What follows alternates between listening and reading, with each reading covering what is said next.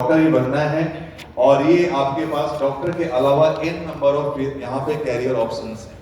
आप डेंटिस्ट बन सकते हैं, आप लोगों को स्माइल दे सकते हैं, स्माइल के साथ साथ यहाँ पे अच्छा हेल्थ भी जरूरी है, राइट? तो डिजीज फ्री होना जरूरी है। डिज आप जानते हैं DISEASE मतलब डिजीज का मतलब क्या है? डिस्टर्बेंस इन योर ईज मतलब योर कंफर्ट। आपका कंफर्ट कंडीशन जब डिस्टर्ब होता है तो उसे हम बोलते हैं डिजीज कंडीशन, राइट? तो आपको पहले तो कंफर्ट कंडीशन में रहना है, आपको रिलैक्स रहना है और बहुत ही ज्यादा कंसंट्रेट होना है। हेलो, मोबाइल हाथ में, ओके। अब नेक्स्ट स्लाइड में मैं बात करने वाला हूं कि हमारा जो कैरियर ऑप्शंस हैं उसका गेटवे क्या है, कौन कौन से एग्जाम्स हमें देने होंगे और उसके साथ कौन कौन से ऑप्शन हमारे लिए ओपन होते हैं। यहाँ पे कुछ जो इंपॉर्टेंट एग्जाम्स है जो ऑल इंडिया लेवल पे होते हैं बेटा, उसकी कुछ यहाँ पे लिस्टिंग है, जिसमें सबसे पहले आता है नीट यूजी। आप सभी जानते हैं नीट कंडक्ट करने वाले जो सेंट्रल बॉडी है उसे हम बोलते हैं NTA, national testing agency. NEET के बारे में आप सभी जानते हैं, नीट का एग्जाम होता है, सभी लोग को पता है, वेरी गुड। तो नीट के एग्जाम से कौन कौन से कॉलेजेस, कौन कौन से कोर्सेज में हमें एंट्री मिलेगी उसके बारे में जानेंगे। उसके बाद आप यहाँ देख रहे हैं CUET जो एग्जाम है, इससे अंडर ग्रेजुएट जो कोर्सेज हैं जैसे कि एग्रीकल्चर, बायोटेक और भी जो तमाम यूनिवर्सिटी हैं उनमें एंट्री मिलती है इससे। तो ये भी एग्जाम बहुत इंपॉर्टेंट है, कई बार बच्चे इसे मिस करते हैं। कुछ बच्चों के मार्क्स उस लेवल पे नहीं होते जैसे कि MBBS की सीटें मिल जाएं, तो ऐसा सोचने की जरूरत नहीं है। और भी है राहें, ऐसा नहीं है कि डॉक्टर नहीं बनेंगे तो हमारा कैरियर स्पॉइल हो जाएगा, मेरी जिंदगी खराब हो जाएगी, ऐसे सोचने की जरूरत नहीं है। जिस तरह से कंट्रीब्यूशन एक MBBS डॉक्टर, MD डॉक्टर का है, उसी तरह से कंट्रीब्यूशन एक एग्रीकल्चर साइंटिस्ट का भी है। एक आपका, आप सभी जानते हैं कि आपने देखा होगा डेयरी टेक्नोलॉजी, अगर डेयरी टेक्नोलॉजी काम ना करे, ऑपरेशन फ्लड काम नहीं करता, लोग MS स्वामीनाथन अगर अपना कंट्रीब्यूशन नहीं देते, ग्रीन रिवॉल्यूशन नहीं होता, तो आपको ये फूड प्रोडक्ट्स जो मिलते हैं आज के डेट में इतने सारे, आप सभी जानते हैं कि पॉपुलेशन को मैनेज करने के लिए उनको सबसे पहली रिक्वायरमेंट है फूड। तो फूड इंडस्ट्री और एग्रीकल्चर हमारा सबसे बेसिक पार्ट है हमारी कंट्री का। तो वहां भी बहुत सारी अपॉर्चुनिटी है, even in government and private universities as well as sector, right? तो ये कुछ एग्जाम्स हैं, इसमें कुछ एग्जाम मैंने जैसे आइसर है, NEST है, ये एग्जाम स्पेशली कंडक्ट किए जाते हैं जिन बच्चों में स्पेशल टैलेंट है कि मुझे तो साइंटिस्ट बनना है, मुझे कुछ नया क्रिएट करना है, कुछ टेक्नोलॉजी में नया क्रिएशन चाहिए, तो वो बच्चे इस एग्जाम के थ्रू भी अपीयर होते हैं। इसमें थोड़ी एक अलग रिक्वायरमेंट है। आप लोगों में से कितने ऐसे बच्चे हैं जिनके पास PCMB है, मैथ्स भी है? Very good. आपके पास बायोलॉजी के साथ मैथ्स भी है। कल भोपाल में सेशन था, तो जब मैंने क्वेश्चन पूछा सेकंड सेशन में कि ऐसे कितने बच्चे हैं जिनके पास फिजिक्स, केमिस्ट्री, बायोलॉजी के साथ मैथ्स भी है, तो सब एक बच्चे एक दूसरे की तरफ देख रहे थे कि ऐसा कौन सा बच्चा टैलेंटेड है जो उसने ये चारों सब्जेक्ट चूज कर रखा है। मेरे पास भी मैथ्स था। तो PCMB से आपके पास ऑप्शन ज्यादा ओपन हो जाते हैं। शायद आपको कई लोगों ने बताया होगा कि मैथ्स लेने से फिजिक्स अच्छी हो जाती है, ऐसा मानते हैं आप लोग? ओके, मैथ्स लेने से अच्छा, जिनके पास मैथ्स नहीं होंगी फिजिक्स अच्छी नहीं है? ये एक ऐसी शायद एक माइंडसेट बन गया है, ऐसा कुछ नहीं है। जिसका इंटरेस्ट होगा सब्जेक्ट में वो अच्छा रहेगा। अच्छा, ऐसा आप लोग कितने ऐसे बच्चे हैं जो जानते हैं कि केवल बायोलॉजी पढ़ने से मेडिकल में सिलेक्शन हो जाता है? क्या केवल बायोलॉजी पढ़ने से मेडिकल में सिलेक्शन हो जाएगा? अच्छा, ऐसे कितने बच्चे जानते हैं? देखो, मैं भी कराऊंगा सिलेक्शन।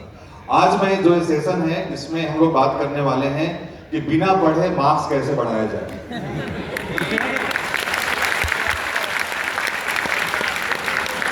तो आज के बारे में, आज ये सेशन में इसलिए स्पेशली रखा गया है, पीयूष सर आपके लिए सेशन स्पेशली रखा है। इतने मौसम खराब होने के बावजूद भी हम भी, कुछ हमारे और भी टेक्निटरी हैं जो कोटा से आए हुए हैं, आपको नेक्स्ट अभी मेरे बाद वाले सेशन में आपको मिलेंगे। तो वो हम सब आपके कैरियर के लिए यहाँ पे इकट्ठा हुए हैं और इस एमिटी यूनिवर्सिटी के इतने सुंदर से ऑडिटोरियम में एक बार फिर से आपका स्वागत है। हमारे सर यहाँ पे मौजूद हैं, उन सबका एक बार फिर से मैं स्वागत करता हूँ। तो चलिए, आप लोग तैयार हैं?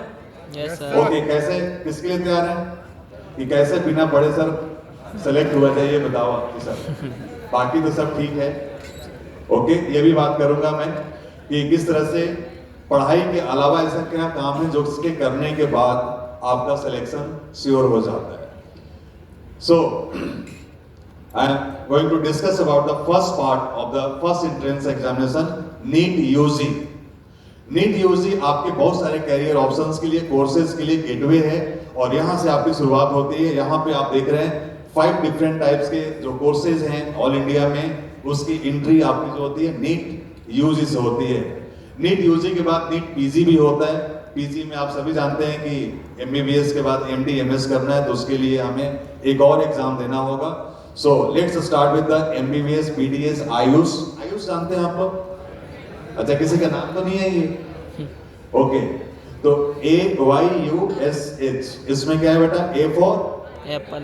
वेरी गुड, पास हो गया।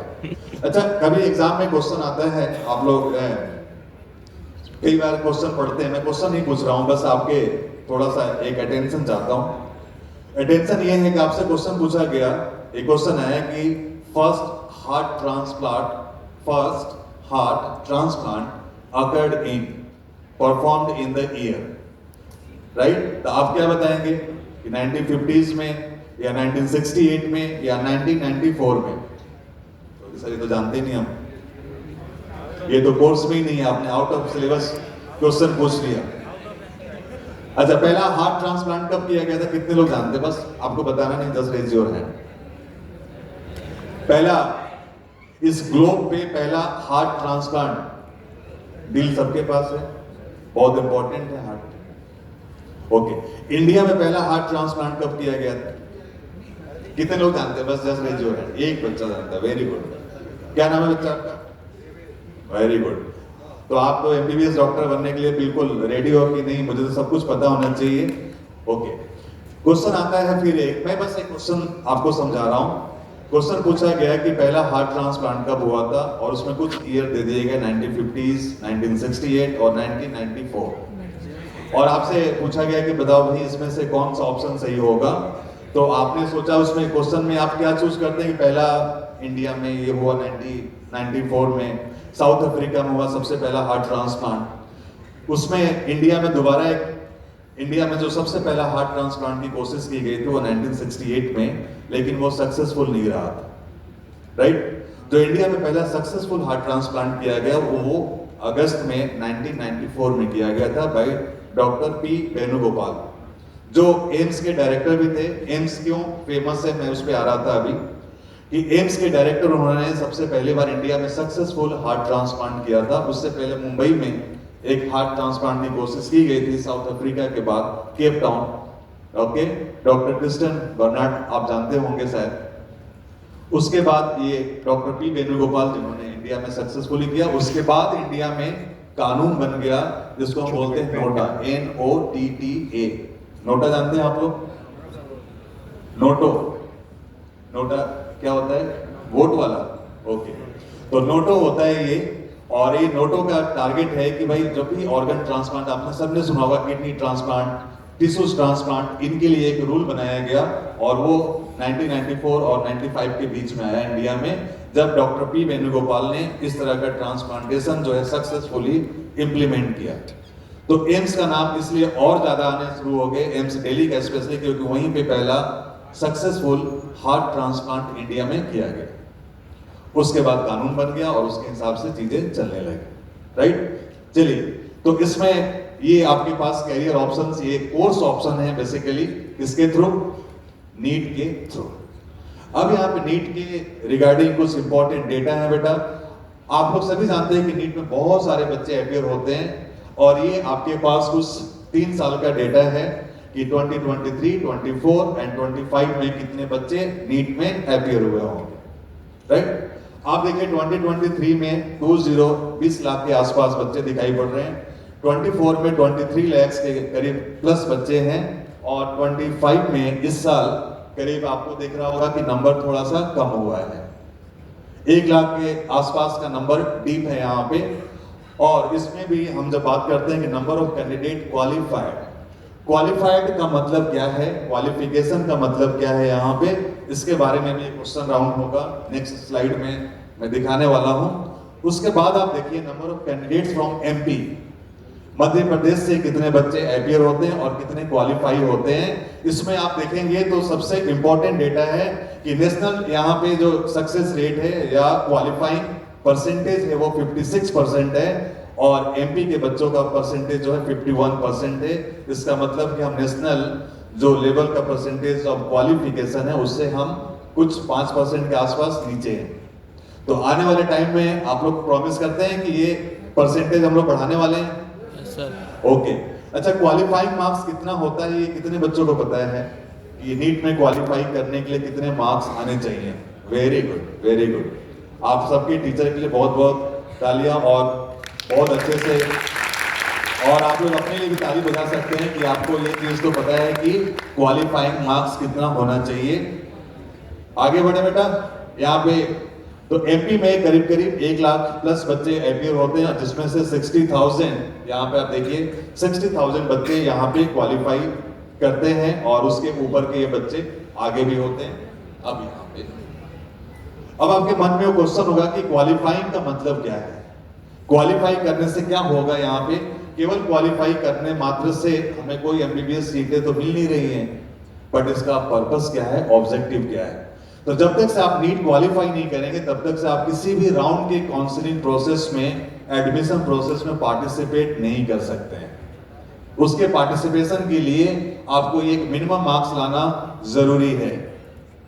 ओके, तो यहाँ पे ये कुछ आपके लिए पॉइंट्स हैं जो आप मोर और लेस सभी जानते हैं। तो मैं जल्दी से नेक्स्ट स्लाइड पे आता हूँ और ये 3 साल का फिर से क्वालिफाइंग परसेंटेज और उसका डेटा है। आप यहाँ पे देखेंगे 50 परसेंटाइल के नीचे यहाँ पे मार्क्स दिया हुआ है। अनरिजर्व ईडब्ल्यूएस के लिए इस साल का क्वालिफाइंग मार्क्स है 144, यही दिख रहा है, यही दिख रहा है 143 देख रहे हैं आप लोग, 143, 144 ऐसा कुछ दिखाई पड़ रहा है, 686। तो सबसे पहले वाले रो में देखिए 144 मार्क्स आपको दिखाई पड़ रहा है। That is the qualifying marks for this year NEET unreserved and EWS category. तो आपको 144 मार्क्स लेके आना है जिससे कि आप नीट में आप काउंसलिंग में पार्टिसिपेट कर सकते हैं। अदर कैटेगरी के लिए ये जो मार्क्स है 113 है, 113 और 144 मार्क्स। मुझे लगता है कि इसमें फिजिक्स विलेन नहीं है या केमिस्ट्री विलेन नहीं है, आप बायोलॉजी के दम पे भी ला सकते हैं। अरे ला सकते हैं कि नहीं ला सकते हैं? आप सोचिए, फिर भी बायोलॉजी के दम पे जब ला सकते हैं तब भी यहाँ पे आप देखा कि जो परसेंटेज क्वालिफाई करने का जो परसेंटेज है वो 56% या 51% ही है। Why not 100%?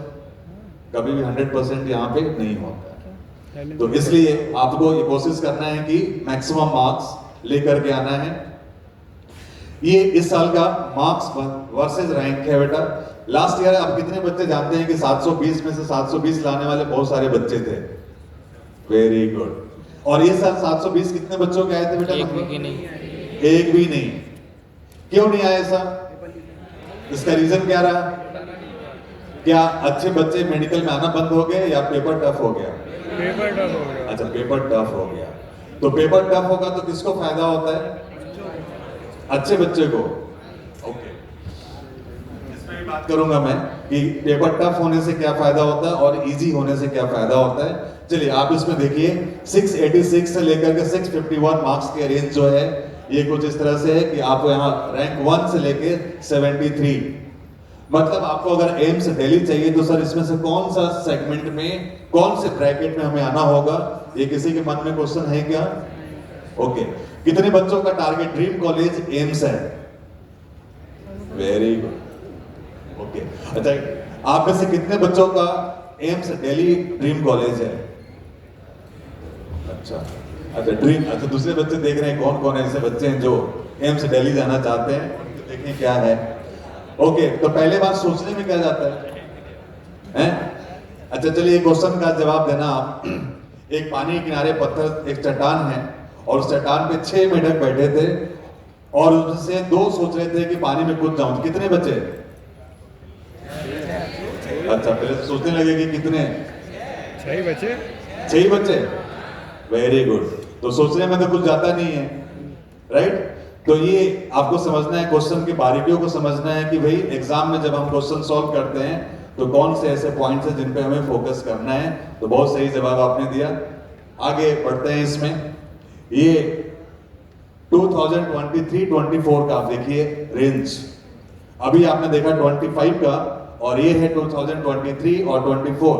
आप वहां से देखिए नीट का रैंक 1 720, और 720 के बाद लास्ट ईयर भी 720 वाले बच्चे एक से ज्यादा थे।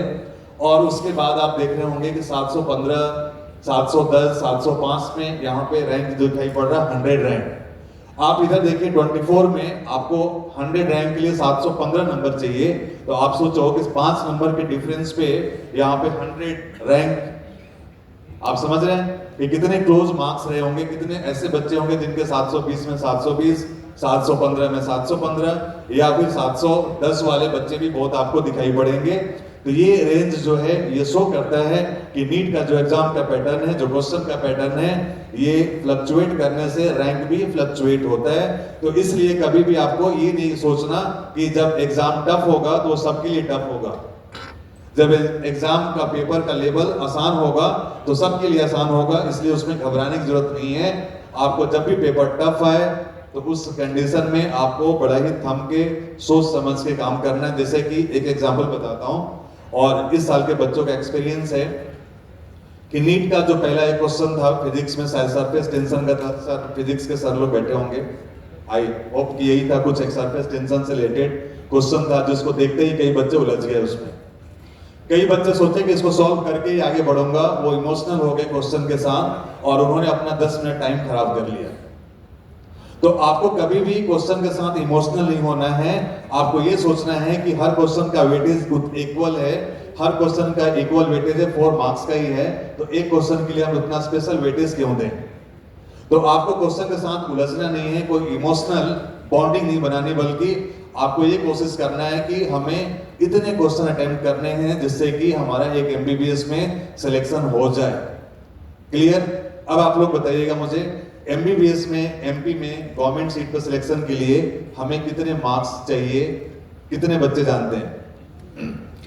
अच्छा, उस मार्क्स में अगर फिजिक्स ना करें तब भी सिलेक्शन हो जाएगा कि नहीं हो जाएगा?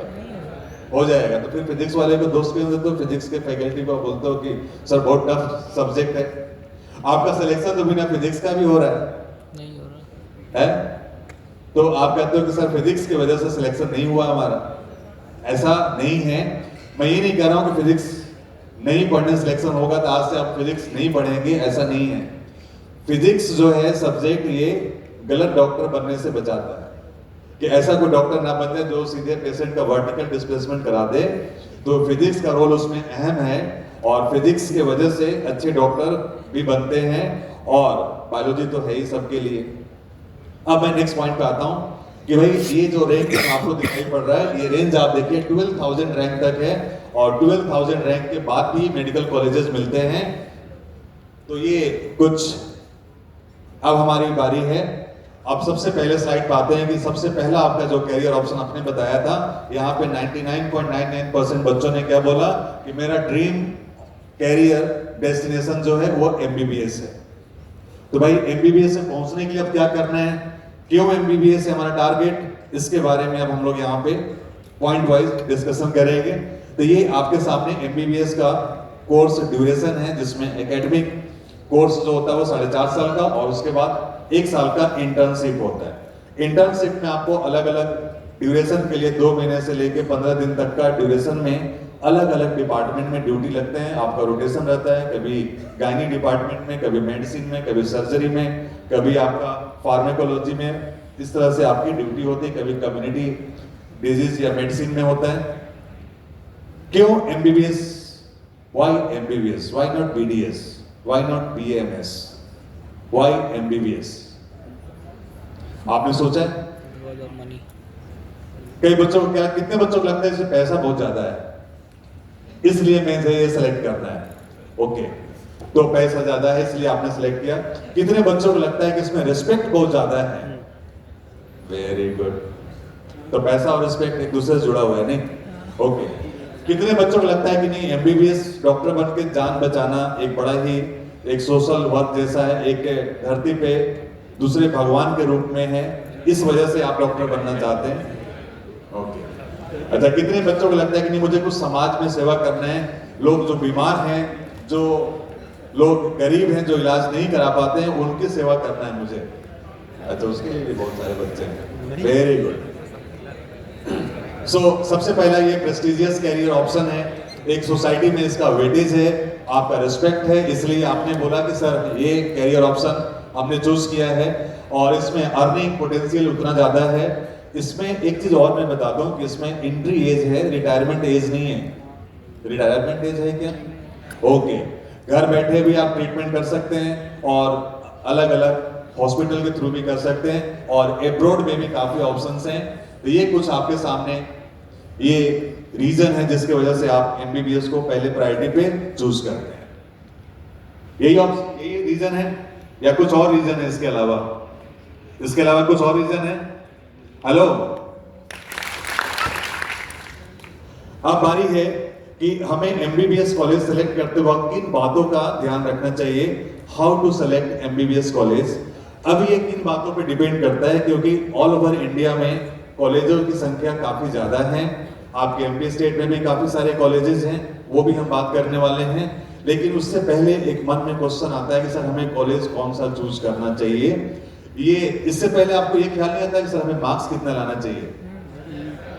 पहले क्या ख्याल आता है कि पहले मुझे कॉलेज कौन सा चूज करना चाहिए या सर मार्क्स कितने आने चाहिए? तो वो तो आप क्लास में कर ही रहे हैं। हमने क्या बोला था कि यहाँ पे मैं वो तरीके बताऊंगा जो बिना पढ़े आपको मेडिकल कॉलेज की तरफ लेके जाएगा।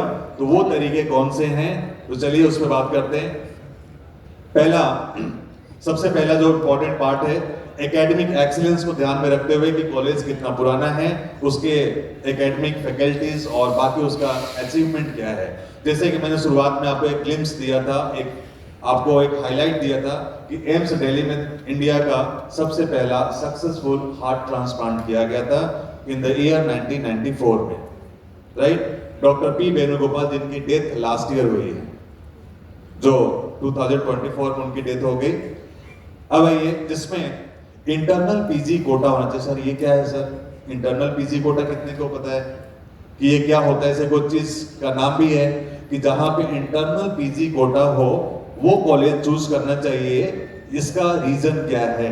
इसका रीजन ये है कि जब आप नीट यूजी देते हैं तो उसके बाद नीट पीजी का एग्जाम होता है और एमबीबीएस डॉक्टर का मतलब जनरली आज के समय में जो होता है एक ट्रेंड कंपाउंडर जैसा होता है, मतलब कि आपकी स्पेशलाइजेशन नहीं होती है। एक जनरल आप मेडिसिन और सर्जरी की पढ़ाई करते हैं, उसके बाद आपको स्पेशलाइजेशन और सुपर स्पेशलाइजेशन करना जरूरी है। उसके लिए आपको नेक्स्ट एग्जाम देना है, दूसरे एग्जाम फिर से पीजी का एग्जाम देना है। अगर कॉलेज में सीटें रिजर्व है आपके लिए तो आपके लिए बेनिफिट है कि नहीं है? यस और नो? Yes sir. तो अगर कॉलेज की सीटें आपके लिए रिजर्व हैं तो उस केस में आपको पीजी में कोटा मिलने के चांसेस ज्यादा है। तो ये कुछ इंपॉर्टेंट है। नेक्स्ट इंपॉर्टेंट पॉइंट है, ऐसे कॉलेज में जाना है हमें जहां पे हम जाके रह सकते हैं, पढ़ सकते हैं, समझ सकते हैं, पेशेंट की बातों को समझ सकते हैं। आप मान लीजिए कि आप लोगों में से किसी बच्चे का नंबर कम है और आप जाकर के साउथ एक्सट्रीम में जाके कोई कॉलेज चूज कर लेते हैं। वहां जो पेशेंट आता है वो आपसे तमिल में बात करता है, तमिल में बोलता है, क्योंकि पेशेंट डॉक्टर को बताने के लिए पढ़ के नहीं आएगा, वो तो बेचारा बीमार है इसलिए हॉस्पिटल आया है। तो वो आपके लिए मेडिकल टर्मिनोलॉजी या मेडिकल की कोई ऐसी शब्द वो पढ़ के नहीं आएगा, तो आप वहां समझेंगे कैसे? तो कई बार ऐसा होता है कि मेडिकल ट्रांसक्रिप्शन का भी एक जॉब होता है जिसमें आप जब अपने थर्ड ईयर ऑनवर्ड्स पहुंचेंगे, फाइनल ईयर में जाएंगे इंटर्नशिप में, तो आपको भी मेडिकल ट्रांसक्रिप्शन का एक पार्ट रोल दिया जाता है कि सीनियर डॉक्टर को आप पेशेंट के जो कंडीशंस हैं उसको मेडिकल टर्म्स में एक्सप्लेन करें। तो ये सारी चीजें हैं। तो उस तरह से अपने को कॉलेज चूज करना है कि जहाँ पे भाई हम मान लो एमपी के हैं तो एमपी में हिंदी, शुद्ध हिंदी बोलने वाले, तो उसको समझ सके, दर्द हो रहा है, ये हो रहा है, इधर साइटिका है तो इधर क्या है वो समझ सके, तभी तो आप उसका इलाज करें। अब आगे जो इम्पोर्टेंट आपके लिए है कि सर ये सब तो ठीक है, आप तो ये बताओ कि मेडिकल में सीटें कितनी है, एमबीबीएस में कितना हर साल एंट्री होता है, कितने बच्चों को ये ऑप्शन मिलता है। तो ये ऑप्शन आप देख रहे होंगे 1,18,000 प्लस ऑप्शन है, सीटें हैं, जिसमें से रिजर्व कैटेगरी भी है, जनरल कैटेगरी के लिए सीटें कम हो जाएंगी। और बात है इसमें कि सर ये नीचे आपने क्या लिखा है रेड लाइन से कि 1,20,000 प्लस, यस ये सीटें होने वाली हैं। और ये गवर्नमेंट का अनाउंसमेंट है, मेरे तरफ से कोई अनाउंसमेंट नहीं है बेटा, ये गवर्नमेंट के साइट पे जो एमसीसी के साइट पे, नेशनल मेडिकल काउंसलिंग के साइट पे जो डेटा है उसके हिसाब से है। तो अभी फर्स्ट राउंड की काउंसलिंग हुई है, सेकेंड राउंड से ये सीटें होने वाली हैं 1,20,000, जहां पे करीब करीब 12,000 सीटों का इंक्रीमेंट देखा जा रहा है इस साल। और आने वाले टाइम में और भी सीटें बढ़ेंगी, क्योंकि एमपी में भी अभी 3 जो मेडिकल गवर्नमेंट कॉलेजेस हैं वो अंडर कंस्ट्रक्शन हैं, और ये इस तरह से कॉलेजेस की संख्या धीरे धीरे बढ़ने वाले हैं, क्योंकि डॉक्टर की संख्या की रिक्वायरमेंट हमेशा ज्यादा होगी, क्योंकि इंडिया में सब कुछ रुक जाएगा, पॉपुलेशन का बढ़ना नहीं रुकने वाला है। तो पॉपुलेशन ग्रोथ रहेगा, हम दो हमारे दो हों या हम दो, तो ये पॉपुलेशन के ग्रोथ को मेंटेन करना, ठीक है। चाइना को हमने पीछे छोड़ दिया है कि नहीं छोड़ दिया है? ओके, आपने बायोलॉजी में चैप्टर पढ़ते हैं ना जिसमें कुछ पॉपुलेशन के बारे में दिया हुआ है और पॉपुलेशन कंट्रोल के बारे में भी दी हुई है बातें। तो पॉपुलेशन अगर रुकेगी नहीं, तो पॉपुलेशन होने से एक चीज तो तय है कि लोग बीमार भी पड़ेंगे, क्योंकि कितना भी समझा लो वो जंक फूड खाएंगे, कितना भी समझा लो कि सर सुबह मॉर्निंग वॉक करना है, तो कितने लोग मॉर्निंग वॉक करते हैं? कितने लोगों को लगता है कि भाई मॉर्निंग वॉक करने के लिए कुछ स्पेशल करना है, सिंपल निकलना है, रोड पे टहलना है, सिंपल स्पोर्ट्स करना है? नहीं, हम लोग आजकल मोबाइल एडिक्ट हो गए। मेरे सेशन के बाद आपको डॉक्टर हिमांशु शर्मा सर आएंगे, जो खुद एमबीबीएस एमडी डॉक्टर हैं, और आपको वो साइकोलॉजी के बारे में कुछ पॉइंट्स बताएंगे, जिससे आपको और फायदा होने वाला है। मतलब अगेन बिना पढ़े आपके नंबर पढ़ने वाले हैं। हेलो, एक बार बजाना था, आप फिर से आप मिस कर रहे हो। सो आपके लिए अपॉर्चुनिटी नंबर 1 कि आपके लिए सीटें बहुत हैं, जितने भी बच्चे यहाँ बैठे हैं उनसे ज्यादा सीटें यहाँ पे दिखाई पड़ रही हैं। यस और नो? यस और no? Yes sir. Yes sir. तो फिर दिक्कत क्या है? जब आप एक दूसरे का रोक नहीं रहे हैं, सभी के लिए सीटें हैं, तो हम इसमें प्रॉब्लम क्या है? तो उस प्रॉब्लम को आपको समझना है। और हमें अब एमबीबीएस के लिए जब नीट का एग्जाम आपने दिया, तो नीट के एग्जाम के बाद क्या करना है? What after the NEET exam, मतलब मे के एग्जाम में आपने परफॉर्म अच्छा कर लिया, सर से मिलते हैं कि सर मेरे तो इतने नंबर आ रहे हैं, और आप लोग अलग अलग अपने मार्क्स भी डिस्क्लोज करते हैं। और उसके बाद जब ओएमआर आता है तो मार्क्स और डिस्क्लोज क्रिस्टल क्लियर हो जाता है कि मेरे तो सर नंबर 500, मेरे तो नंबर 600 या उसके प्लस नंबर आ रहे हैं। अब क्या करना है? तो अब क्या करना है, जिसमें एडमिशन के लिए 2 तरह के प्रोसेस को फॉलो करना है, और जिसमें पहला प्रोसेस होता है ऑल इंडिया काउंसलिंग, जिसे कंडक्ट करती है MCC, medical counselling committee. Medical counselling committee, ये वाला आप देख रहे हैं मेरे इस साइड राइट साइड में, इस प्रोसेस में कौन कौन से कॉलेजेस में एडमिशन मिलेंगे सर, ये किन के लिए होता है? तो आप मैं बता दूं कि आप लोगों के पास एक ऑप्शन है कि आप ऑल इंडिया में किसी भी स्टेट के गवर्नमेंट कॉलेजेस में जाके पढ़ने की, है ना, एलिजिबिलिटी रखते हैं, जिसके लिए काउंसलिंग होती है all India counselling. All India counselling में 15% जितने भी स्टेट्स के गवर्नमेंट कॉलेजेस हैं उनकी सीटें रिजर्व होती हैं। उस 15% सीटों पे किसी भी स्टेट का बच्चा एडमिशन ले सकता है, बट उसके लिए रिक्वायरमेंट क्या है? रिक्वायरमेंट क्या है कि नीट में आपका स्कोर उस लेवल पे होना चाहिए, नीट क्वालिफाई पहले होना है, और नीट में स्कोर ऐसा चाहिए जिससे कि आप दूसरे स्टेट के भी गवर्नमेंट मेडिकल सीटों पे जा सके। फिर एक क्वेश्चन आता है आपके माइंड में कि सर मुझे तो एम्स में जाना है, वो बताओ इनमें दोनों में से कौन सा रास्ता चूज करना है? मुझे तो ऑल इंडिया में एम्स में जाना है, तो आपको जाहिर सी बात है कि एमसीसी के काउंसलिंग प्रोसेस के थ्रू जाना है। और एमसीसी जो काउंसलिंग करती है एमबीबीएस, बीडीएस और नर्सिंग के लिए भी करती है। तो एमबीबीएस, बीडीएस प्लस नर्सिंग, और यहाँ पे ये आपके रहे कॉलेजेस। और आप देखिए ऑल इंडिया 15% गवर्नमेंट सीट, आप यहाँ पे लिखा हुआ सीटें कितनी हैं। जो फर्स्ट राउंड में डिक्लेयर सीटें हैं वो 8000 प्लस सीटें हैं बेटा, जिसपे आपको अपॉर्चुनिटी है कि आप महाराष्ट्र में जा सकते हैं, आप दिल्ली में जा सकते हैं, आप यूपी में जा सकते हैं, किसी भी स्टेट के 15% गवर्नमेंट सीट पे एडमिशन ले सकते हैं। क्लियर? क्लियर है? आगे बढ़े। नेक्स्ट यहाँ पे दिखाई पड़ रहा है एम्स की सीटें, और एम्स की जो सीटें हैं वो 100% एडमिशन ऑल इंडिया काउंसलिंग से होता है। उसमें आपको एमसीसी के थ्रू जाना है, मेडिकल काउंसलिंग कमेटी के थ्रू ही जाना है। नेक्स्ट आते हैं हम लोग सेंट्रल यूनिवर्सिटी। सर ये क्या होता है सेंट्रल यूनिवर्सिटी?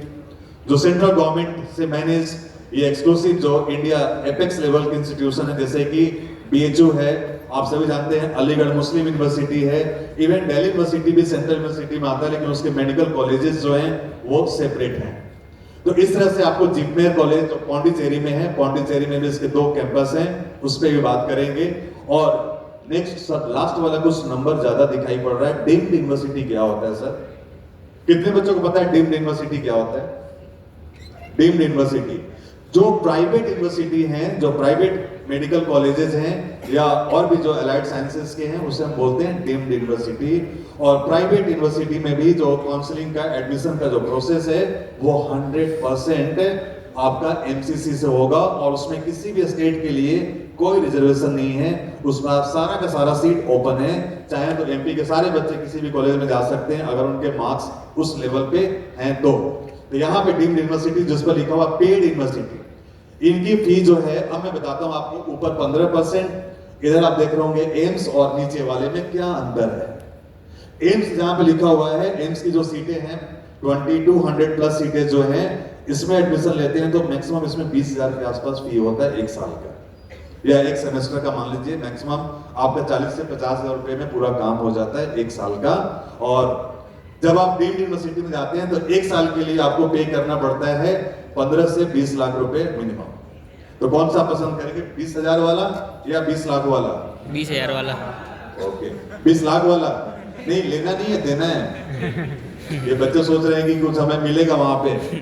20,000 रुपए फी की बात हो रही है, मिलने की बात नहीं हो रही है, राइट? ओके, नेक्स्ट है इसमें state counselling. State counselling conduct करती है बेटा एमपी के लिए या किसी भी स्टेट के लिए डीएमई। डीएमई मतलब होता है department of medical education. MP होगा तो एमपी लिखा होगा, यूपी का अलग होता है, महाराष्ट्र का अलग होता है। तो इस तरह से काउंसलिंग होगी, और स्टेट की, राज्य की जो बची हुई 85% जो सीटें हैं वो आपका कैसे फिल किया जाएगा, स्टेट काउंसलिंग से। और ये दोनों काउंसलिंग प्रोसेस पैरेलल शुरू होता है। पहले का डेट जो होता है, पहले राउंड में एमसीसी का डेट होगा, पहले आपका वो डेट लाइन आएगा, उसके बाद सेकेंड स्टेज में आपका स्टेट काउंसलिंग होता है। पहला जो अनाउंसमेंट, जो कॉलेज अलॉटमेंट आता है वो एमसीसी का होगा, और सेकेंड राउंड में आपका अलॉटमेंट आता है डीएमई मतलब स्टेट काउंसलिंग कमेटी की अलॉटमेंट सीटें जो हैं वो सेकेंड राउंड में रिलीज होती हैं। तो 85% सीटें जो गवर्नमेंट की हैं प्लस 100% सीटें जो प्राइवेट मेडिकल कॉलेजेस हैं। और एमपी में ये प्राइवेट मेडिकल कॉलेजेस कितने हैं ये भी डेटा है आपके पास, उसमें कितने मार्क्स का सिलेक्शन होगा ये भी आपको आने वाले स्लाइड में देखने को मिलेगा। तो आगे बढ़ते हैं, तो यहाँ पे आपको 3 तरह के ऑप्शंस यहाँ दिखाई पड़ रहे हैं। एक तो गवर्नमेंट एमबीबीएस, एक गवर्नमेंट बीडीएस, और दूसरा होता है private MBBS plus BDS.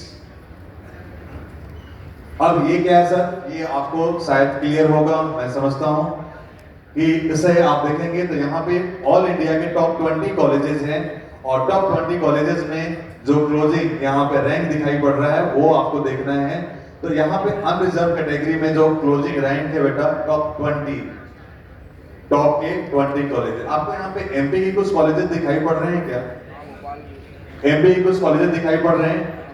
MP में अगर देखेंगे तो एम्स जो है यहाँ पे 7वें नंबर पे, आप देखिए एम्स भोपाल। एम्स भोपाल जो है 7वें नंबर पे है। एमजीएम नहीं है इसमें, इस रेंज में आपका गजरा राजा मेडिकल कॉलेज नहीं है। तो एमपी के जो कॉलेजेस हैं वो बाद में शुरू हो रहे हैं, टॉप 20 कॉलेजेस में वो शामिल नहीं है। एमपी में केवल एक कॉलेज है जो से बोलते हैं AIIMS, all India institute of medical science, जो 7वें नंबर पे आपको दिखाई पड़ रहा है। तो ये एक टॉप 20 के लिस्ट में शामिल है। और सबसे आप 20th पर जाइए तो छत्तीसगढ़ का एम्स रायपुर, एम्स रायपुर भी यहाँ पे शामिल है। अब बारी है यहाँ पे, सर ये क्या है, MBBS colleges with internal PG quota. जब मैंने शुरुआत में बताई थी कि बेटा जब एमबीबीएस के लिए कॉलेज चूज करते हैं तो उसमें कौन सी बातों का ध्यान रखना है, उसमें से एक पॉइंट ये था कि जिस कॉलेजेस में इंटरनल पीजी कोटा है उसे सेलेक्ट करने से आपको एडवांटेज मिलता है, एडिशनल एडवांटेज है। और यहाँ पे ये कॉलेजेस हैं जिसमें इंटरनल पीजी कोटा है। और आपको मैं बता दूं यहाँ पे जो एफएमसी है, आर्म फोर्स मेडिकल कॉलेज, इसकी 100% सीटें जो हैं इंटरनली होती हैं, किसी बाहर कोई भी बाहरी इसमें अलाउड नहीं है। तो ये कॉलेजेस हैं जिसमें इंटरनल पीजी सीट अवेलेबल है, जो वहां से पढ़े हुए बच्चों को अपॉर्चुनिटी रहती है। अब सर ये क्या आप लेके आए हैं सर, इसमें कॉलेज दिख रहा है यहाँ पे पिंक कलर का, ये क्या है? कुछ एमबीबीएस की स्पेशल अपॉर्चुनिटी। आप सभी जानते हैं कि एमबीबीएस में मेल और फीमेल कैंडिडेट की जो परसेंटेज है वो ऑलमोस्ट इक्वल है। और इंडिया का सबसे पहला मेडिकल कॉलेज फीमेल के लिए, इंडिया का सबसे पहला मेडिकल कॉलेज फीमेल के लिए लेडी हार्डिंग मेडिकल कॉलेज है, जो दिल्ली में, हार्ट ऑफ द दिल्ली में है। जो जगह का नाम है वो कनॉट प्लेस है, और वहां पर केवल फीमेल कैंडिडेट्स की ही एंट्री है, फीमेल कैंडिडेट्स की एंट्री है। मैं फिर से बोल रहा हूँ, कैंडिडेट, पेशेंट नहीं बोल रहा हूँ। वहां पे मेल पेशेंट भी जा सकते हैं, लेकिन पढ़ने के लिए कौन जाएगा वहां पे? फीमेल। मेल को अलाउड नहीं है। तो ये केवल एक्सक्लूसिव जो फीमेल कॉलेजेस हैं इंडिया में, यहाँ पे आपको 4 कॉलेजेस दिखाई पड़ रहे हैं, जिसमें सिम्बायोसिस जो है ये एक प्राइवेट मेडिकल कॉलेज है, बाकी ऊपर वाले 3 जो है ये गवर्नमेंट मेडिकल कॉलेजेस हैं। इसमें फीमेल के लिए स्पेशल अपॉर्चुनिटी है, तो फीमेल अपने लिए तालियां बजाई सकती हैं कि आपको एक स्पेशल अपॉर्चुनिटी दी गई है कि आप भी हेल्थ सेक्टर को उतना ही कंट्रीब्यूट करें जितना कि मेल मेंबर कंट्रीब्यूट करते हैं। तो ये स्पेशल अपॉर्चुनिटी। इसके नीचे एक ईएसआईसी है। ईएसआईसी का मतलब है बेटा, ऐसे लोग जिनके थोड़े सा सैलरी, जो ईएसआईसी जो एम्प्लॉय स्टेट इंश्योरेंस कंपनीज में, कॉर्पोरेशन में इनरोल होते हैं, जिनकी सैलरी एक सर्टेन लिमिट में होती है 15-20 हजार के आसपास, उन पेरेंट्स के बच्चों के लिए कुछ स्पेशल कॉलेजेस एलोकेट किए गए हैं बाय मिनिस्ट्री ऑफ लेबर। और ये कॉलेजेस यहाँ पे हैं जिसके बारे में कुछ बच्चों की रिक्वायरमेंट हो सकती है, तो ये आप बाद में भी अपने टीचर से पूछ सकते हैं। मैं ये सारे पॉइंट्स उनको दे के जाऊंगा, ये स्लाइड भी दे के जाऊंगा, तो आप आराम से इनके बारे में डिस्कस कर सकते हैं। अब बारी है इंडिया का सबसे एपेक्स इंस्टीट्यूशन जिसका नाम एम्स है, राइट?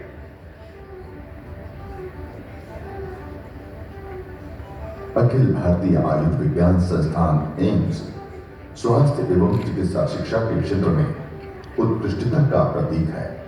इसकी स्थापना संसद के एम्स अधिनियम के तहत 1956 में की गई थी। एम्स अपनी संस्थापक अध्यक्ष एवं देश की पहली स्वास्थ्य मंत्री राजकुमारी अमृत कौर के सपनों को साकार करते हुए अपनी स्थापना के उद्देश्य पर लगातार खरा उतरता रहा है। हालांकि देश के चिकित्सा परिदृश्य में एम्स दिल्ली को शीर्ष स्थान प्राप्त है, परंतु मात्र एक एम्स के लिए भारत जैसे विशाल एवं विविधता वाले देश में चिकित्सा सेवाएं उपलब्ध करा पाना संभव नहीं था। इसी वास्तविकता को ध्यान में रखते हुए दूरदर्शी व्यक्तित्व वाले देश के पूर्व प्रधानमंत्री स्वर्गीय श्री अटल बिहारी वाजपेयी द्वारा स्वास्थ्य के क्षेत्र में मौजूद क्षेत्रीय असंतुलन को पाटने के लिए 15 अगस्त 2003 को लाल किले की प्राचीर से 6 नए एम्स स्थापित करने की ऐतिहासिक घोषणा की गई। देश के पिछड़े राज्यों में अच्छे अस्पतालों की सुविधाएं कम होने से वहाँ के लोगों की परेशानी को जानता हूँ। इसलिए प्रधानमंत्री स्वास्थ्य सुरक्षा योजना के अंतर्गत दिल्ली के एम्स जैसे अत्यधिक सुविधा वाले 6 नए अस्पताल पिछले राज्यों में अगले 3 वर्ष में खोले जाए। इसी क्रम में मध्य भारत में उत्कृष्ट चिकित्सा केंद्र की स्थापना की आकांक्षाओं से हेलो, तो आपने देखा बेटा यहाँ पे जो एम्स भोपाल में आकर रुक गया, तो एम्स दिल्ली के बाद शुरू हुई मैप पे, तो ये एम्स भोपाल और फिरोजपुर ये दूसरे एम्स हैं जो एम्स दिल्ली के बाद ओपन किए गए। साथ ही में पैरेलल में ऋषिकेश और उस तरह से और भी। तो आज के समय में टोटल एम्स कॉलेजेस कितने हैं? कितने बच्चे जानते हैं कि एम्स के टोटल कॉलेजेस कितने हैं?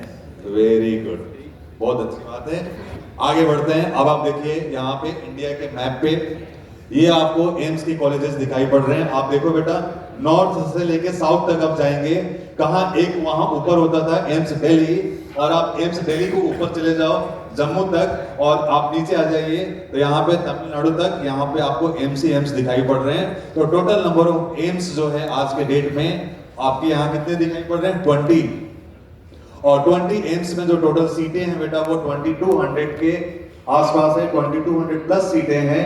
तो एक अच्छी अपॉर्चुनिटी है जहां पे आपको world class infrastructure, medical facility, वहां पे पढ़ने की सुविधा आपको मिल रही है।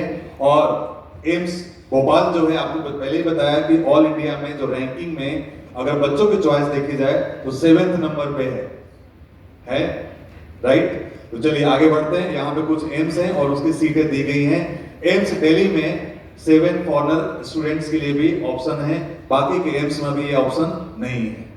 आपको इनमें से किसी भी एम्स में जाके पढ़ने की पूरी छूट है, पूरी अपॉर्चुनिटी है। तो ग्रैब द अपॉर्चुनिटी। और आप जहां भी आप अपने सेल्फ स्टडी करते हैं, घर पे पढ़ाई करते हैं, हॉस्टल में पढ़ाई करते हैं, तो आपका ड्रीम कॉलेज आपके सामने दिखना चाहिए। जब आप ये सोचोगे कि मैं इस कॉलेज में जाऊंगा, मेरा ये ड्रीम कॉलेज है, तो धीरे धीरे सब कॉन्शियस माइंड उस तरह काम करना शुरू करता है। अगर आपने सोचा कि मेरे नंबर तो नहीं आएंगे, तो धीरे धीरे नंबर नहीं आएंगे। अगर आपने सोचा कि ये सब्जेक्ट आसान है, ये सब्जेक्ट आसान है, इसे मैं करके मानूंगी, करके दिखाऊंगी, तो वो सब्जेक्ट आसान लगने लगेगा। तो आपका ड्रीम जो है, आपका सबकॉन्शियस माइंड जो है, एक इंपॉर्टेंट रोल प्ले करता है। तो आपको अपने दिमाग को समझाना है कि नहीं, मैं ही करूंगी और मुझे करना है। Hello, very good. अब ये इस साल के एम्स के कट ऑफ कुछ दिए गए हैं यहाँ पे। तो सबसे पहले आप देख रहे छोटा सा बार ग्राफ है बेटा, 47, 48 दिखाई पड़ रहा है जो एम्स दिल्ली है। और ये टॉप 10 एम्स के क्लोजिंग रैंक हैं इस साल के, और लास्ट ईयर के भी दिखाए गए हैं यहाँ पे, क्योंकि इस साल अभी केवल फर्स्ट राउंड काउंसलिंग के रिजल्ट आए हैं। तो अभी 2 राउंड अभी बाकी है, इसलिए आप ऊपर वाला रैंक आप देख सकते हैं कि सर ऊपर वाला रैंक देख के आप ये अंदाजा लगा सकते हैं कि हमें कौन सा कॉलेज कितने मार्क्स पे मिलने वाला है। तो आप देखिए इसमें बढ़ते हुए क्रम में देखिए, आप यहाँ पे ब्लू में देख रहे होंगे 2024 और ऑरेंज कलर में दिखाई पड़ रहा है 2025। आगे बढ़े, पिक्चर क्लिक कर लिया बेटा। चलिए अब यहाँ पे आपके सामने पूरा लिस्ट आ गया, इंडिया के सारे एम्स कॉलेजेस आ गए और उसके ओपनिंग और क्लोजिंग रैंक्स आ गए इस साल के। राउंड 2 और 3 जो अभी रिमेनिंग है, नीचे लिखा हुआ है। तो ये आपको अंदाजा लगाना है केवल कि सर राउंड 1 के बेसिस पे कहां तक ये कट ऑफ गया है और क्या हो सकता है। तो आपको इस समय ये पता लगाना है कि सर मेरे रैंक या मेरे मार्क्स किस रेंज में है और उसमें मैं कितना और ज्यादा उसको बूस्ट कर सकता हूं, कितना ज्यादा इंप्रूव कर सकता हूं, उसके लिए सफिशिएंट टाइम है। इसीलिए सेशन आपको इस मिड ऑफ द आपके प्रिपरेशन के मिड में रखा गया है कि अभी आपके पास काफी अच्छा ऑप्शन टाइम है कि आप अपने प्रिपरेशन को और बूस्ट अप कर सकते हैं और अच्छे से मेहनत करके झोंक दो पूरी तरह से, पूरी ताकत से, जिससे कि आपका सिलेक्शन 100% जो भी आपका ड्रीम कॉलेज है उसमें हो जाए। Hello, very good. अब बारी है यहाँ पे 2024 बेटा आपके रेफरेंस के लिए है कि आप 2024 का एक रेफरेंस ध्यान रखें, जिससे कि आपको अलग अलग एम्स और वहां पे अलग अलग कैटेगरी में क्लोजिंग रैंक क्या है, ये आपके काम आने वाला है। जब आप अपने नीट के बाद काउंसलिंग प्रोसेस में पार्टिसिपेट करेंगे तो कौन से कॉलेजेस की किस तरह से रैंकिंग, किस तरह से सीक्वेंस बनाना है, तो ये सीक्वेंस के लिए आपका ये जरूरी पार्ट हो जाता है। आप अपने टीचर से ही पूछते हैं सर कौन सा कॉलेज में पहले रखूं, तो आप कॉलेज कोई भी पहले रख सकते हैं, लेकिन इसमें कोई भी यहाँ पे लिमिटेशन नहीं है कि हमें 10 ही कॉलेज रखना है। आप जितने भी कॉलेज ऑप्शन में आ रहे हैं सभी रखना, कोई समस्या नहीं है। बट आपको सीक्वेंस पे ध्यान रखना है जिससे कोई गलती ना हो, कोई आपका ड्रीम कॉलेज छूट ना जाए। ये आप देख रहे हैं एम्स मदुरई तक, यहाँ पे ये इनके क्लोजिंग रैंक्स आपको दिखाई पड़ रहे हैं। तो ये जल्दी से हमने कंप्लीट किया कि भाई एम्स में सबसे जो पहला एमबीबीएस के लिए ड्रीम कॉलेज है बच्चों का, वो एम्स होता है और एम्स का ये आपका। So next is the closing rank of the central university. Central university में यहाँ पे जिनमें सबसे ऊपर क्लोजिंग पे है बेटा एम्स, आईएमएस, बीएचयू है। उसके बाद आप यहाँ अलीगढ़ मुस्लिम यूनिवर्सिटी देख रहे हैं। उसके बाद यहाँ पे जिपमर का सेकेंड सेंटर, जिपमर के 2 कैंपसेस हैं वहाँ पे, एक है आपका पुंडीचेरी में और सेकेंड है कराईकल में, जिसमें थोड़ा सा भी कट ऑफ लेवल जो लोवेस्ट पार्ट पे है। तो ये ऑप्शन है आपका, अगर एसटी कैटेगरी में है 67,000 रैंक है तब भी आप पौंडीचेरी, जिपमर, इंडिया के बिल्कुल एक्सट्रीम साउथ में जाके पढ़ाई करने की आपको अपॉर्चुनिटी है। तो ये सारे अपॉर्चुनिटीज बताए जा रहे हैं कि आप एएमयू में जा सकते हैं, एम्स में जा सकते हैं, बट कैसे? एक ही रास्ता है, पहला पढ़ाई और उसके बाद इनका सिलेक्शन। चलिए ये आपके सामने अभी 2025 का फर्स्ट राउंड क्या है बेटा, ये अभी इसमें चेंजेस होंगे। फर्स्ट राउंड में आपको थोड़ा सा यहाँ कट ऑफ लेवल ऊपर दिखाई पड़ रहा होगा, जो कि नेक्स्ट राउंड में, नेक्स्ट 2 राउंड में ये नीचे आने वाला है। क्लिक कर लिया आपने? Very good.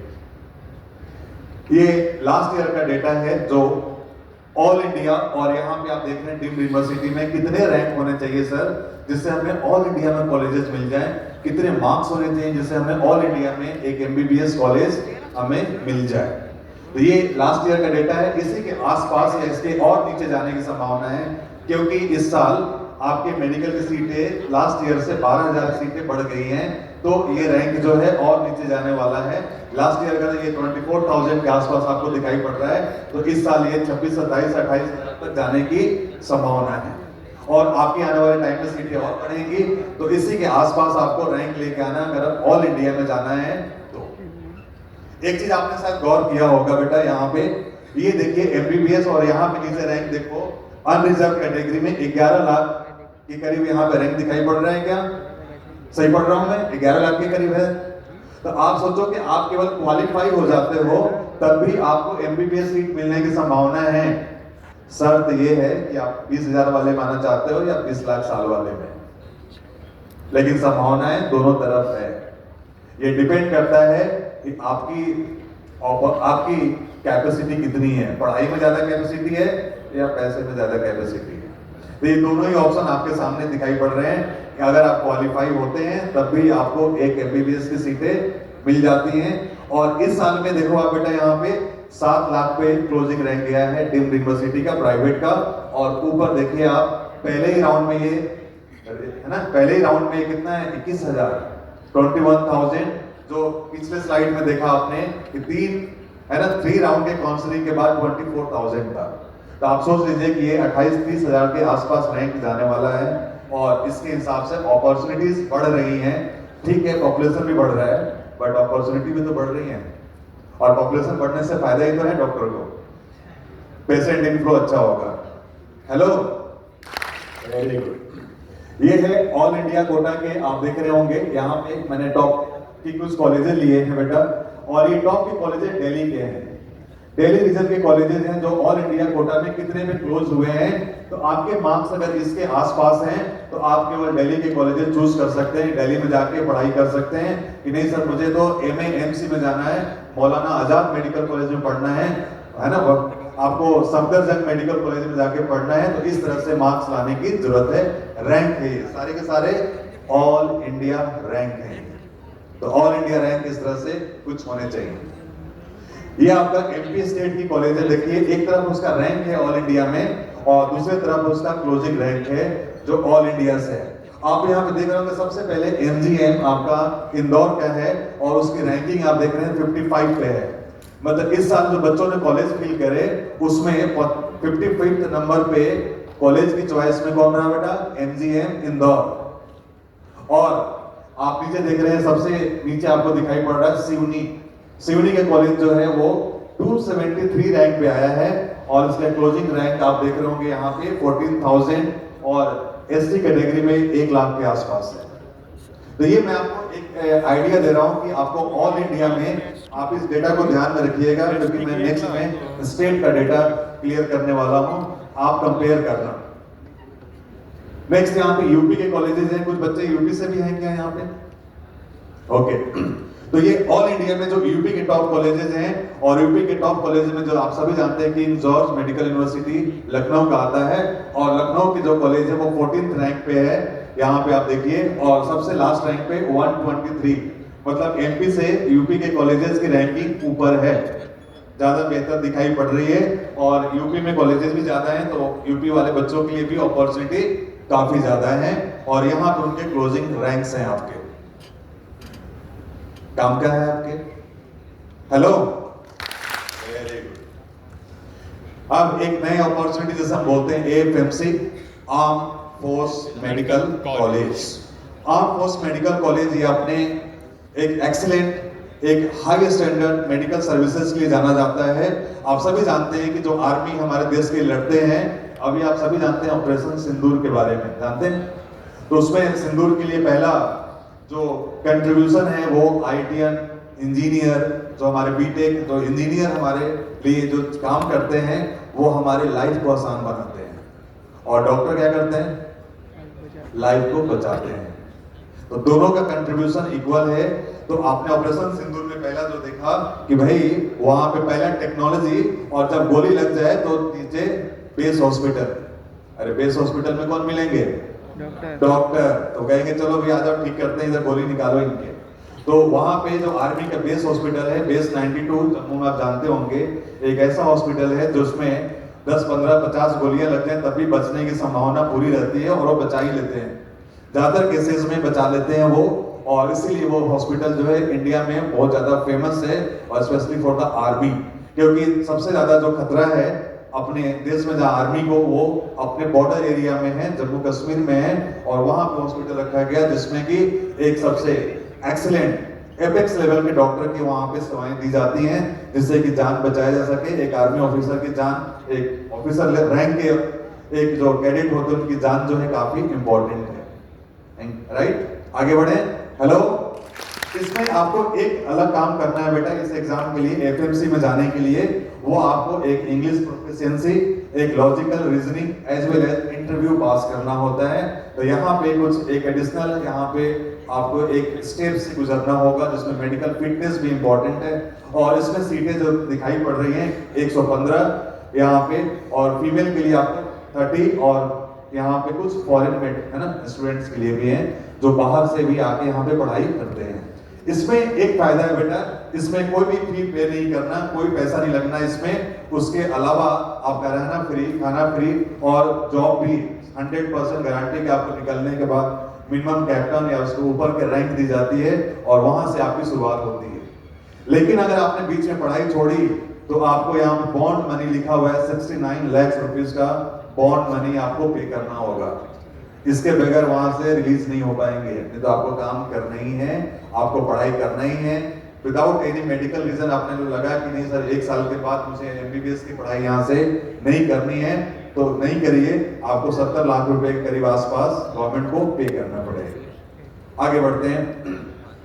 ये MCC का समरी चार्ट है बेटा। जो MCC मतलब मेडिकल काउंसलिंग कमेटी, जो सेंट्रल कंडक्शन है ये, इसमें ये अलग अलग कोर्सेज के लिए अलग अलग क्लोजिंग रैंक दिखाई पड़ रहा है। और यहाँ पे देखिए नर्सिंग भी है बेटा, BSc नर्सिंग ऑल इंडिया में 79,000 रैंक पे गया है जनरल कैटेगरी के लिए। तो ये समरी आपके लिए पेज, इसमें आपको BDS भी दिखाई पड़ रहा है, MBBS भी है और नर्सिंग भी है। और ये केवल फर्स्ट राउंड का डेटा है, अभी सेकेंड और थर्ड राउंड बाकी है। तो ये आपके लिए एक इंपॉर्टेंट एक पार्ट हो सकता है कि आगे आने वाले टाइम में आपको इस पे ध्यान रखना है। Rank should be better. Hello, तो एक पार्ट हमने कंप्लीट किया जिसमें हमने सेंट्रल काउंसलिंग की बात की। अब हमारे पास सेकेंड ऑप्शन क्या है? सर सेंटर से तो नहीं मिला, मेरी रैंक तो 28,000 के बाद है, तो क्या मुझे कोई कॉलेज नहीं मिलेगा? क्या कोई कॉलेज नहीं मिलेगा? यस और नो? मिलेगा या नहीं मिलेगा? मिलेगा। उसका लिए दूसरा ऑप्शन यहाँ पे है ना, दूसरा ऑप्शन 85% कोटा में जाएंगे सर, 100% स्टेट गवर्नमेंट स्टेट की प्राइवेट कॉलेज में जाएंगे सर। स्टेट के प्राइवेट कॉलेजेस में फी कम होता है, 15 लाख 12 लाख ऐसे फीस यहाँ पे फी स्ट्रक्चर है। और MP में काफी कॉलेजेस हैं जो अच्छे अपॉर्चुनिटी देते हैं। और एक और अपॉर्चुनिटी बताऊंगा जिसमें बिना पैसे के अभी आपका ज्यादा पैसा भी नहीं लगेगा, और गवर्नमेंट कॉलेज के गवर्नमेंट फी का ही आप मजे ले सकते हैं, उसकी भी ऑप्शन है, और वो केवल ऑप्शन MP में है। ये कुछ आपके लिए गुड न्यूज है, जिसमें यहाँ पे दिख रहे हैं कि भाई चीफ मिनिस्टर हमारे दिख रहे हैं कि मध्य प्रदेश में ये सारी सीटें बढ़ने का ऑप्शन है। तो ये आपके लिए अपॉर्चुनिटीज हैं। तो हमेशा आप याद रखिए, अपॉर्चुनिटीज ऑलवेज देयर। तो उसको कैसे ग्रैब करना है, और ग्रैब करने के लिए पहले डिजर्व करना जरूरी है। अब यह बारी है closing rank for 85% state government सीटें। ये आपके लिए गुड न्यूज है। आप वहां पे तो देख रहे थे बहुत ज्यादा रैंक था सर, 21,000 रैंक में तो आपने बंद कर दिया। यहाँ पे तो 51,000 रैंक में भी ऑप्शन है हमारे पास। और कुछ कैटेगरी के बच्चों के लिए तो 332 पे ही पहले राउंड में, मतलब अगर बायोलॉजी अच्छा होना केवल तब भी सिलेक्शन हो सकता है। ये आपको दिख रहा है कि नहीं दिख रहा है? आपने क्या बोला अभी शुरुआत में, सर फिजिक्स तो बहुत टफ था, तो फिजिक्स टफ था तो छोड़ दोगे तब भी सिलेक्शन होने की संभावना है, अरे है कि नहीं है? तो आपके पास क्वेश्चन छोड़ने की संभावना हर समय है। और आपके लिए मिनिमम जो मार्क्स चाहिए 501 मार्क्स, 501 नंबर पर सिलेक्शन हो गया बेटा। आगे देखिए यहाँ पे प्राइवेट कॉलेज में देखिए 452, 50 नंबर के करीब यहाँ पे डीप है और 50 मार्क्स का डीप है, आपका सिलेक्शन हो रहा है। तो ये है एमपी की कॉलेजेस की कट ऑफ लिस्ट बेटा, और वो भी फर्स्ट राउंड में, सेकेंड और थर्ड राउंड अभी बाकी है। अब बात करते हैं इसमें, ये क्या सर लिख दिया आपने, जीएस लिखा हुआ है सर, गवर्नमेंट स्कूल लिखा है, ये क्या है? कितने बच्चों को पता है गवर्नमेंट स्कूल? अच्छा, कितने बच्चे हैं जो 8वीं से लेके 12वीं तक की पढ़ाई गवर्नमेंट स्कूल से कर रहे हैं? वेरी गुड, ये जो अपॉर्चुनिटी फॉर यू, आपके लिए अपॉर्चुनिटी है। इसमें सभी कैटेगरी के लिए अलग अलग अपॉर्चुनिटीज आप देख लीजिए। तो आपको यहाँ पे दिखाई पड़ रहा है क्या कुछ, जहां पे जो जनरल कैटेगरी में है ना, प्राइवेट स्कूल वालों के सिलेक्शन के लिए 501 चाहिए था, वहां गवर्नमेंट वालों के लिए कितना चाहिए? 423। कितना अंतर है? 80 मार्क्स का अंतर यहाँ पे दिखाई पड़ रहा है बेटा। तो ये ऑप्शन जो है केवल एमपी में है। और मैं बता दूं, जो बच्चे राइट ऑफ एजुकेशन के तहत पहले से लेकर के 7वीं 8वीं तक की पढ़ाई प्राइवेट स्कूल में किया हो और 8वीं से लेकर के 12वीं तक की पढ़ाई अगर गवर्नमेंट कॉलेज में, सॉरी गवर्नमेंट स्कूल, और गवर्नमेंट याद रखिएगा एमपी गवर्नमेंट, सेंट्रल है ना, सेंट्रल स्कूल या केंद्रीय विद्यालय नहीं, एमपी गवर्नमेंट की जो प्रशासन के द्वारा जो संचालित स्कूलें हैं उनमें अगर आप पढ़ाई करते हैं तो आप इस कैटेगरी में आ सकते हैं। तो ये एक स्पेशल अपॉर्चुनिटी है। ये एक इंपॉर्टेंट सीक्वेंस है बेटा, जो टॉप के जो कॉलेजेस है, टॉप से नीचे की तरफ कॉलेजेस में जाएंगे, ये गवर्नमेंट सीटों का एलोकेशन है कि किस मार्क्स पे कौन सा कॉलेज मिला है। ये इस साल का अभी फर्स्ट राउंड के बेसिस पे है और 501 नंबर पे यहाँ पे 2 कॉलेजेस दिखाई पड़ रहे हैं, सिवनी और नीमच। ये 2 कॉलेजेस हैं जहां पे आपको 501 नंबर पे यहाँ कॉलेज में एमबीबीएस सीटें आपको मिल सकती हैं। ये है प्राइवेट कॉलेजेस बेटा, ये भी फर्स्ट राउंड के बेसिस पे है और यहाँ पे आपको 452 मार्क्स पे कट ऑफ दिखाई पड़ रहा है। और ये list of private medical college, जिसमें सबसे पहले चॉइस पे गया है आरटी गार्ड।